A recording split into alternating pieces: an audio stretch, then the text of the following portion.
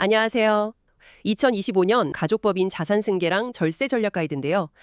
내용이 정말 흥미롭습니다. 특히 일부 소규모 법인에 19% 단일 법인세율 적용된다는 거, 이게 눈에 확 들어오네요. 네, 맞습니다. 이게 단순히 세율 숫자 하나 바뀌는 걸 넘어서요. 기존의 어떤 절세 전략, 특히 부동산 임대 중심 가족법인에는 상당히 큰 변화를 가져올 수 있습니다.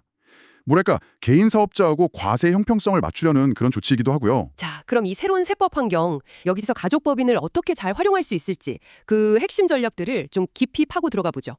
오늘 저희 목표는요, 이 가이드에서 진짜 중요한 내용들만 뽑아서 바로 이해하실 수 있게 정리해드리는 겁니다.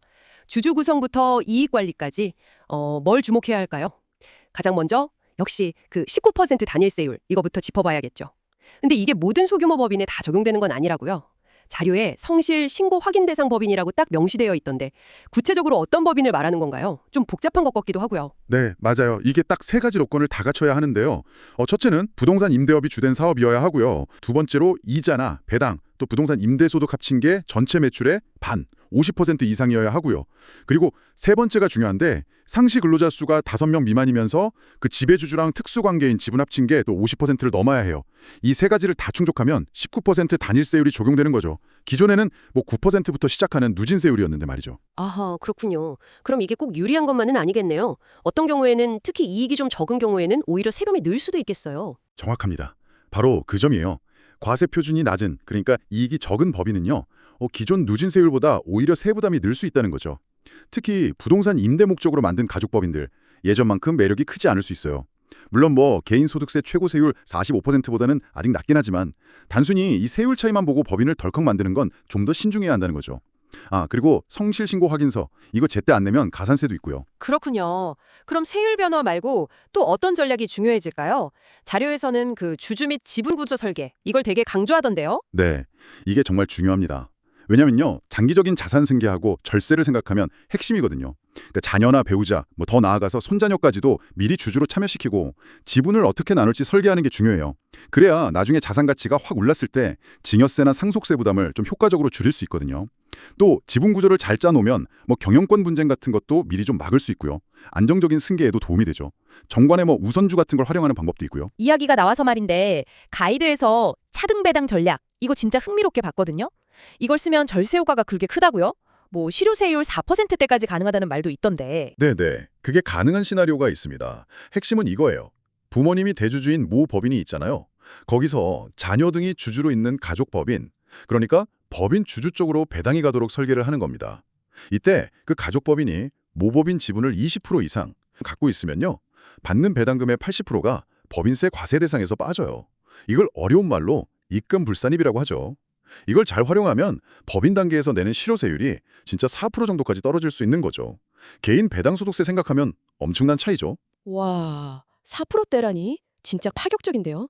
근데 이렇게 좋은 전략에 혹시 주의할 점이나 함정 같은 건 없을까요? 당연히 있죠. 법인 주주가 배당받는 것 자체에는 증여세가 없는데요. 그 가족법인의 주주인 자녀 같은 개인이 간접적으로 얻는 이익이 있잖아요. 그 이익이 1년에 1억 원을 넘어가면 그 초과분에 대해서는 증여세가 나올 수 있어요. 그러니까 배당 규모랑 시기, 이걸 아주 잘 관리해야 합니다. 무조건 많이 한다고 좋은 게 아니에요. 그렇군요. 배당 말고 가수금 활용 전략도 좀 재밌던데요. 대표이사가 법인의 돈을 빌려주는 방식인데 이걸로 어떻게 절세를 할 수 있다는 건가요? 네, 가수금.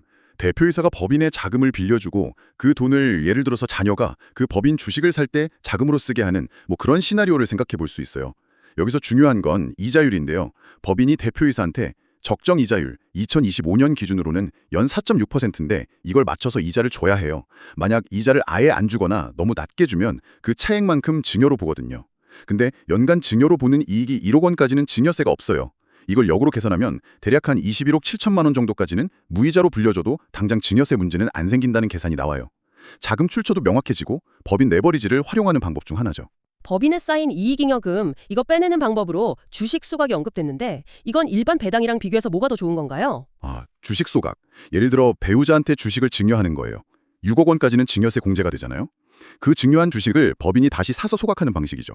시가 기준으로 적법하게 소각을 하면 주주 입장에서는 이게 의제 배당이라고 해서 배당 소득으로 과세는 되는데 경우에 따라서는 일반 배당보다 세율이 낮게 적용될 수도 있어요.